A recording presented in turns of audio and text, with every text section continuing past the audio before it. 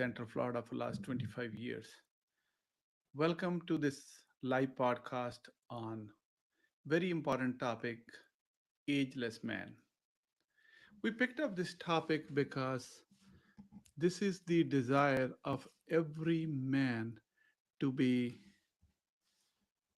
always strong, virile, problem solver, and fountain of youth and full of life all the time.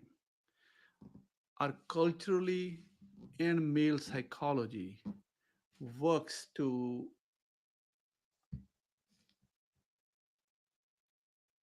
have these attributes, and we strive our all whole life to achieve these male attributes. As you know, June is a male health awareness month, and in this month we are contributed by highlighting male issues, male medical problems, and what are the changes we could do in our daily life which will lead to prevention of chronic medical problems and eventually leading to complications. And ultimate goal of every physician and every healthcare system is to prevent heart attack, stroke, and death, and above all, avoiding pain and suffering. In healthcare, we have only two cardinal goals. One is health span, second is lifespan. Health span is how well you live, and lifespan means how long you live. Those are the two guiding principles of any decision medically we make. We as physicians, any kind of advice we give you is based on these two cardinal goals. In our society, we must continue to improve and do the things that we are always remain full of life. But unfortunately, what happens is with the time and age, things do change. And a lot of things we ourselves to be blamed. Male do not go and seek appropriate medical care, especially preventive care. We tend to take care of the word, but we tend to ignore ourselves. It is estimated in the United States there is only 60% of the male population which gets age appropriate preventive screening, and they have a regular primary care physician. Key to success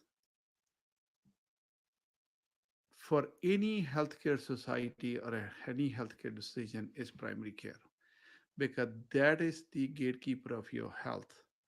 You have the longest relationship with them, and also you will be able to access their services quickly, effectively, and they know you socially, emotionally, intellectually, and they could help guide you make proper decisions. Irony is that only 30% of the men above the age of 40 on surveys claim that they are in their best health. So there is a trend towards decline of well-being or male well-being, and we all must work together to change the paradigm. Now, what is the reason we are having these issues? It lies into our daily habits and also our social vices and our attitudes towards life in general. I think these are may sound simple, but they are very, very important. We tend to compensate excessive work, mental fatigue, physical fatigue with vices, and that leads to chronic diseases and complications. Let's understand what are the medical problems a male gets. To make you understand properly or give you a framework to think, human life has five domains. One, we know ourselves through our body, that is your physical domain. Second, our emotional well-being, that's the where we feel good, bad, frustrated, name any kind of emotion, that is your emotional domain. Third is your intellectual domain, your ability to rationalize, understand, and act on information. Fourth is spiritual domain, that is your personal GPS. And fifth is our social life, which is made up of five things: other people, places, things, event, and river of life, a river of time. So we basically, through these five domains of life, we need to understand male health. Physical domain, we stress our body to the fullest. We don't get medical care, and we have vices like smoking, drinking, and other recreational drugs, which is significantly male have a higher popular proportion of that. That leads to more high blood pressure incidence, cholesterol problem, diabetes problem. All those things lead to future heart attack and stroke and death. Emotionally, anxiety, depression is very high in males. And the bad part is the macho man we are, we tend to not discuss about it and we tend to suppress it, or we feel that we are less of a man if we seek some help. Rate of suicide in male population is a lot more higher than female population. Intellectually, because we don't take care of ourselves, we are busy all the time, we tend to have more intellectual problem into our later life, especially when you combine our vices like smoking, drinking, and others. Spiritually, we all have a code of ethics, code of work on which we work that is very strong in us, and we tend to overdo it because of that. Socially, we are responsible for our family, our society. We need to take care of our workplace, our homes, and we are always stressed for time. So, this combination of that we are stressed in all five domains of our life, we have disproportionately higher incidence and prevalence of high blood pressure, high cholesterol, diabetes, leading to heart attack and stroke, anxiety, depression, memory problems, and then eventually being socially isolated. The concept of ageless man comes from our innate desire to be always there, always be vibrant, and always full of life. If you do internet search, ageless man is directly related to our sexual health. Especially, there are chain multiple offices which are doing business just for testosterone replacement therapies. And that's not ageless manage. Ageless man, medically, my utopian word is where even when we are going through circle of life and we are in the later half of our life, physically we are strong, free from all medical problems which we mentioned. Emotionally, we have taken care of ourselves. We are not anxious, we are not depressed. Socially, we are not isolated. Our memory is intact. That's my utopian word for male health. What it will take to achieve that. Everything in medicine and life lies in our daily habits. Physically, what does our body need? Our body needs primarily four things: balanced diet, not fat diets, balanced diet, exercise, rest, and proper sleep. Let's discuss that.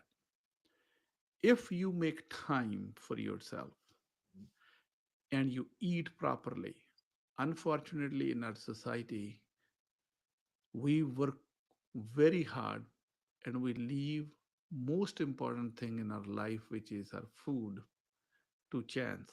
That is the reason there are so many fast foods.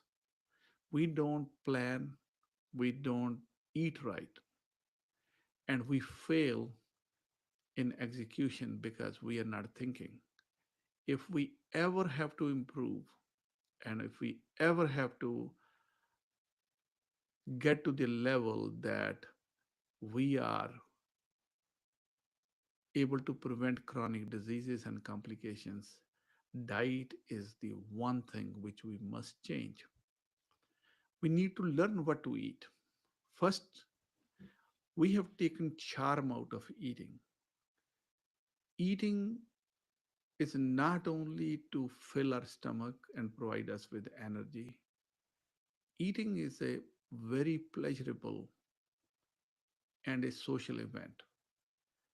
All other players in life will come and go or will decrease both physically or physiologically, but eating is a player which we could have for rest of our life. So we must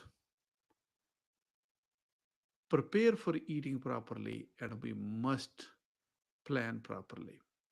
There are certain basic fundamental principles about balanced diet. Your body needs everything, but it needs in a very specified way.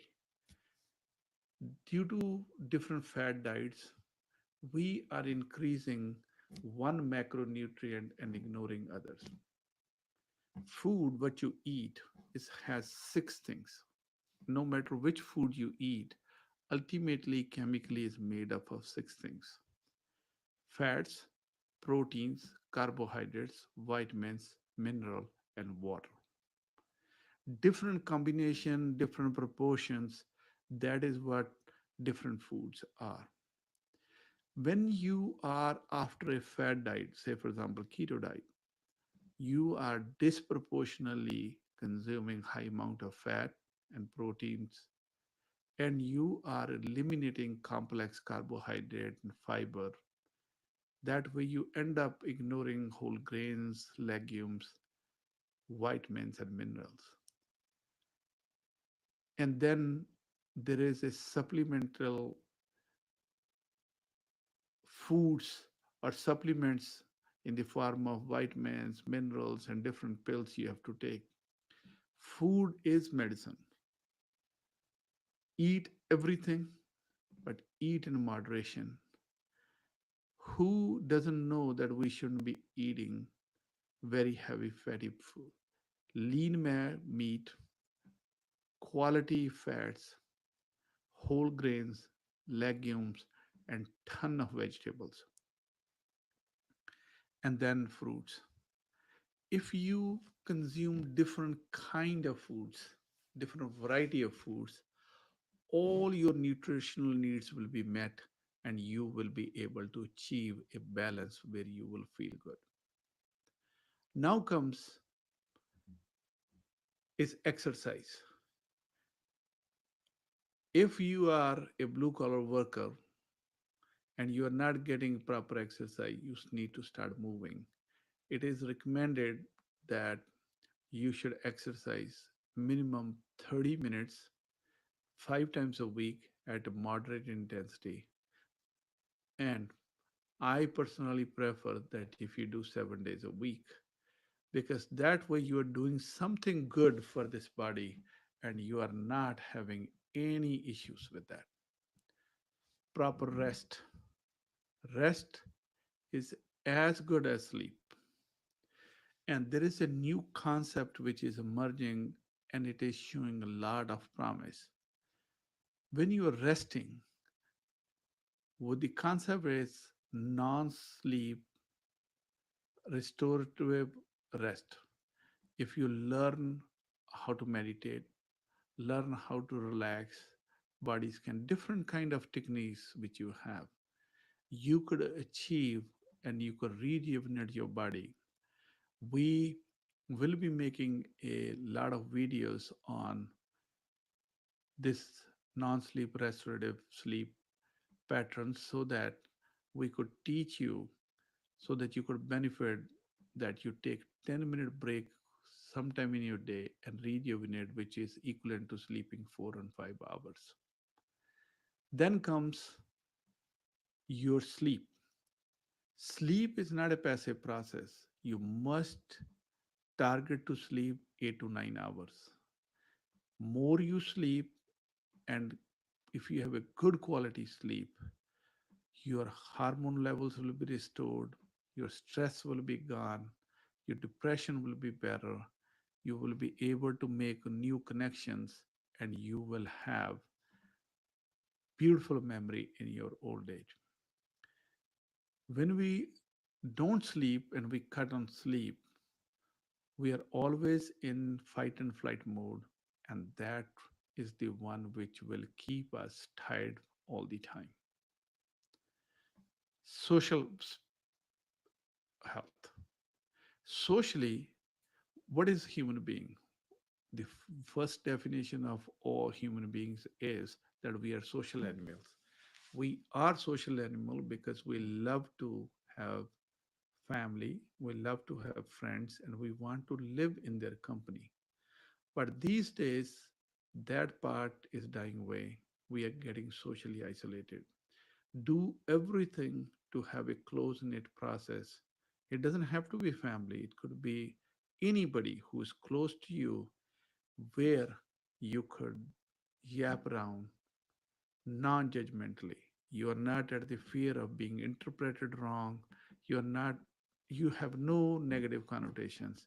You share everything, pour everything what is in your heart and mind and empty it out.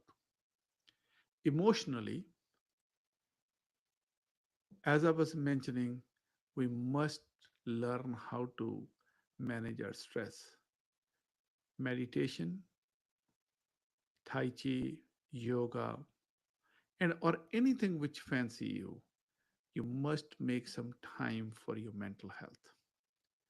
Spiritually, there are two things which I have personally put it in my life, and this is a borrowed concept from Mahatma Gandhi. In the morning when he woke up, before he got out and get with his day, he spent 5 minutes every day to contemplate what's his day is going to be like, but what worthy things he wants to achieve. And the concept which came out of this whole concept was three to thrive, five to excel. Meaning, you plan every day. What are the three things, no matter how minor they are, but you are willful and intentional about that, and you do those things. It may be simple making a call to a friend, but you think three things which you do it voluntarily, and that will give you so much of peace of mind and the subconscious processes which are keeping you stressed out, you will start solving those. Next is before you go to bed, he had a gratitude journal. What are the things before I go to sleep? And if I never wake up, what are the things I'm thankful about? And that was two things he did: three to thrive, five to excel in the morning, and then in the evening, our gratitude journal. Intellectually, stimulate your brain, read something, exercise. Whatever you will read, write, do anything which kind of give you peace of mind, and that's what you should do. In nutshell, take care of your body by eating balanced diet, regular exercise, proper rest, and proper sleep. Emotionally, manage your stress. Intellectually, stimulate this brain and read, write, and do something which make you uncomfortable. Because if you don't do something which is uncomfortable, you are not making new connections in your brain and you are not getting any better thing. Be uncomfortable, be unfamiliar, so that you could, your brain is stressed and you could process the information. Spiritually, do three things, no matter how minor they are, to thrive, and five to excel. And before you go to bed, have a gratitude journal. Socially, don't be alone. I hope this will help. Then going to ageless men, what they could do. We had a lot of questions in our office this week regarding testosterone because since we posted that we will be talking this month about male health, and a lot of our male patients had a lot of questions about testosterone. You know, in medical literature, you will find two kind of physicians groups. One who are believers in testosterone replacement therapy, and those are the one most of the time you will find urologists and the specialty clinics who have built a business around this theme of low testosterone. And then you will have this other part of the group which is entirely evidence based. The question was, do I need testosterone replacement? As we talking today, testosterone is not an aqueous drug. There is real incidence of increased heart attack and stroke if you are on testosterone replacement therapy. Second, there is a real, even though minor, increased risk of prostate cancer. Individually, we have no way to risk stratify that this male will have these complications, but you go with the recommendation and science. And then, if you replace something, you must get something tangible. Unless you have clear evidence of symptoms, and the symptoms are so vague that most of us will have is fatigue, tiredness, mental fog, then erectile dysfunction, decrease in libido. That is pretty much will be every male. Then how do we decide whether you need testosterone replacement therapy? Make sure you get your testosterone level done. Ensure that the blood work was done in the morning because that is the time due to circadian rhythm you have the highest level. If you have 300 or more, there is no evidence replacing testosterone will improve any of these symptoms. If you read literature or you go to one of these clinics, you will be surprised how many different kind of testosterone replacement therapies and clinics are being businesses being built. And also, In United States, testosterone is not approved for the indications which 99% of the time, in my experience, is being used. It's used off label. So there is a very fine line on testosterone level. But why don't we do these things to improve our testosterone naturally? Exercise. When you're exercising, there is a concept of high intensity interval training. What it means is you will go to the sport when you give a fullest exertion or the maximum capacity you have, then rest, do it again, do rest, do it again. Once you are going with high interval training, you increase your testosterone. Lose weight. If you start losing weight, your testosterone will go up because this fat